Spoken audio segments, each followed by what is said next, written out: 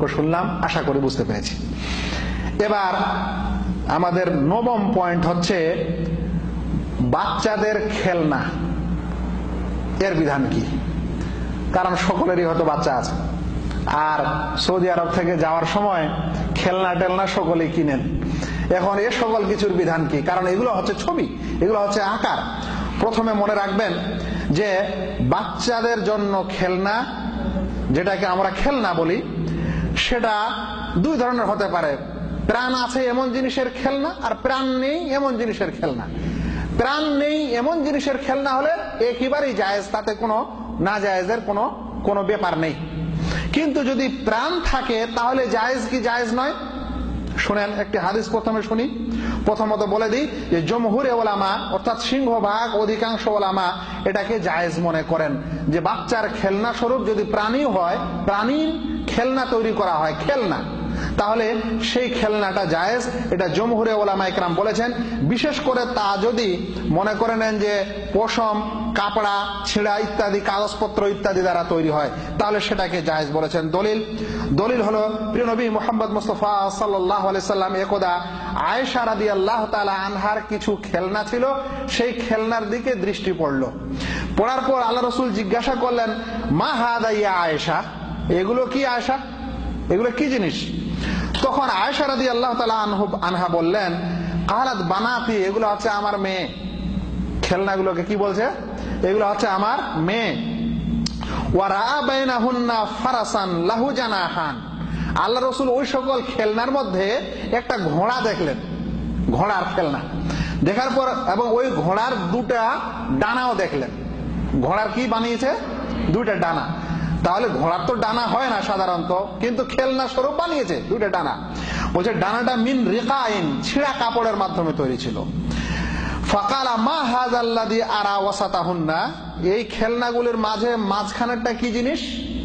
আল্লাহ রাসূল বলছেন, কালাত ফারাস, আল্লাহ রাসূল এটা হলো ঘোড়া, ফারস। কালা মা হাযাল্লাযী আলাইহি, ঘোড়ার উপরে দুই সাইডে দুটো কি? আয়েশা রাদিয়াল্লাহু তাআলা আনহা বলছেন জানাহান, দুইটি ডানা, দুই ডানাওয়ালা ঘোড়া। কালা ফারাসুন লাহু জানাহান, আল্লাহ রাসূল আশ্চর্য, জিজ্ঞাসাবোধক, বলছে ঘোড়ার আবার দুটি ডানা? তো আয়েশা রাদিয়াল্লাহু তাআলা আনহা বলছেন, আমা সামাতা আন্না লি সুলাইমান খায়লান লাহা আজনিহা, আপনি জানেন না, শুনেননি কি যে সুলাইমান আলাইহিস সালামের ঘোড়া ছিল আর তার দুটি ডানা ছিল, ডানাওয়ালা ঘোড়া ছিল? এটা কি আপনি শুনেননি? আয়েশা রাদিয়াল্লাহু ছোট ছিলেন তখন। কালাত ফাযাহিকা হাত্তা রাআইতু নাওয়াজিজা, আল্লাহ রাসূল এই কথা শুনে হেসে দিলেন। বলছে এমন করে হাসলেন যে আমি তার দাঁতগুলি দেখতে পেলাম। হাদিসটিকে আবু দাউদ আদাব অধ্যায় 4932 নম্বর বর্ণনা করেছেন, এবং হাদিসটি সহিহ, দেখা যেতে পারে গায়াতুল মুরাদ পৃষ্ঠা নম্বর 100। তাহলে কি বোঝা যাচ্ছে? যে রাসূল সাল্লাল্লাহু আলাইহি সাল্লামের যুগে তার স্ত্রী ছোট বয়সে, ছোট কালে তার কি ছিল? তার স্ত্রীর খেলনা ছিল। সেটাকে, ওই খেলনাগুলিকে সে বলতে, এগুলো আমার মেয়ে, আর ওদের মধ্যে একটা ঘোড়াও ছিল। তাহলে বোঝা গেল যে ঘোড়া একটা প্রাণীর খেলনা। আর সেই খেলনা রাসূল করিম সাল্লাল্লাহু আলাইহি সাল্লাম তার সামনে কথোপকথন হলো, আল্লাহ রাসূল সাল্লাল্লাহু আলাইহি সাল্লাম হেসে সম্মতি জানালেন। তাহলে এরকম খেলনা ইসলামে কি আছে? জায়েজ আছে। এটাই হচ্ছে খেলনা, প্রাণীও যদি হয় তার বৈধতার দলিল। এবার প্রশ্ন হচ্ছে যে কাপড় চোপড় কিংবা পশম বা উন বা তুলা ইত্যাদির মাধ্যমে খেলনা তৈরি হয়েছিল, বর্তমান যুগে আর এগুলো দিয়ে হয় না, বা এগুলো দিয়ে হলেও অনেকে কাপড় দিয়ে হচ্ছে, অনেক পুতুল, আবার এগুলো দিয়ে না হয় বর্তমানে হচ্ছে প্লাস্টিকের খেলনা। এগুলোর বিধান কি? প্রথমে বললাম যে প্রাণ নেই এরকম জিনিসের খেলনা হলে সব বৈধ, প্রাণ আছে এবং প্লাস্টিকের খেলনা, তাহলে তার বিধান কি? ভাই, ওলামা ইকরাম এ বিষয়ে মতভেদ করেছেন। এক প্রকার ওলামা মনে করেন যে খেলনা যদি ওই যুগের মতো ছেঁড়া কাপড়, পশম, উন, তুলা টোলা ইত্যাদি তৈরি হয়, তাহলে সেই খেলনা বৈধ, প্লাস্টিক হলে বৈধ নয়। তারা অবৈধতার কারণ কি বলছেন? বলছেন অবৈধতার কারণ হলো যে প্লাস্টিকের মাধ্যমে যে খেলনা তৈরি হয় সেগুলার মধ্যে অবিকল হুবহু সুরত দেওয়া হয়। তাই আল্লাহ রাব্বুল আলামিনের সৃষ্টির মতো হুবহু সৃষ্টি দেওয়া ইসলামে কি নিষেধ, আর সেটা ব্যবহার করাও নিষেধ। আমি বলবো যে মানুষ যদি মুত্তাকি ও পরহেজগার এবং তাকওয়ার দিকে লক্ষ্য করে, তাহলে সতর্কতামূলক এই প্লাস্টিকের প্রাণীর ছবি বা প্রাণীর খেলনা যে তৈরি হয় সেগুলা থেকে বেঁচে থাকাই ভালো। কিন্তু বিষয়টা যদি একটু গভীরে যাওয়া যায় তাহলে ইনশাআল্লাহ জায়েজ হতে পারে। কেন? দেখতে হবে আল্লাহ রাসূল সাল্লাল্লাহু আলাইহি ওয়াসাল্লাম যে এই ঘোড়ার খেলনাকে জায়েজ করলেন বা সম্মতি জানালেন, সেটা কি এই কারণে সম্মতি জানালেন যে ওইটা ছেঁড়া কাপড়া আর পশম বা তুলা দিয়ে তৈরি ছিল, না খেলার জিনিস সেই কারণে সম্মতি জানালেন? খেলার জিনিস সেই কারণে সম্মতি জানালেন। তাই খেলার জিনিস সেই যুগে ওই ধরনের নির্মাণ হয়েছিল। আজকালে খেলার জিনিস প্লাস্টিক দিয়ে হতে পারে, আরো অন্য কিছু দিয়ে হতে পারে। উদ্দেশ্য যদি এক হয় তাহলে বিধানটাও এক হয়।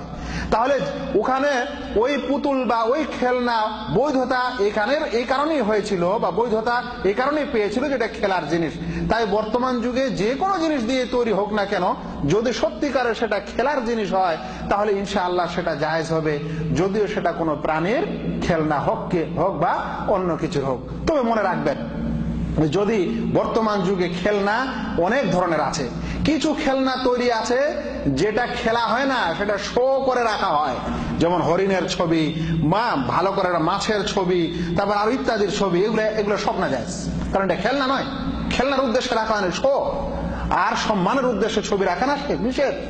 অনুরূপ কিছু খেলনা আছে যেটা অশ্লীলতা প্রমাণ করে, অশ্লীলতা প্রচার করে, এমন করে সুন্দর করে প্লাস্টিকের মানুষ বা মেয়ে তৈরি করেছে, আর এমন করে কাপড় সাজিয়েছে, আর আগে পিছে এমন করে নকশা করেছে, এমন কিছু খুলে রেখেছে যেটা দেখলে এটা অশ্লীলতা প্রকাশ পায়, তাহলে এরকম খেলনা কখনোই জায়েজ হতে পারে না।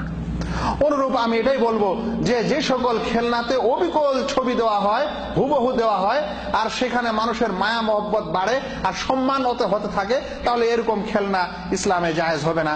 তবে সাধারণত ছোট ছোট বাচ্চার যেগুলো পুতুল এবং প্লাস্টিকের হলেও যেগুলোকে সম্মানের নয় এবং যেগুলোকে সম্মানের উদ্দেশ্যে যত্ন করে রাখা হয় না, বরং খেলার উদ্দেশ্যে বাচ্চা কাচ্চারা খেলে, লাথি মারে আর কিছু মারে, এদিক ওদিক ছড়িয়ে ছিটিয়ে ফেলে, যদিও সেটা প্রাণীর ছবি হয় তবুও ইনশাআল্লাহ জায়েজ হবে। কোন মানুষ যদি এগুলো থেকে বাঁচতে চায় তাহলে বাঁচাটা ভালো হতে পারে, কারণ এখানে সতর্কতা অবলম্বন করাই উচিত।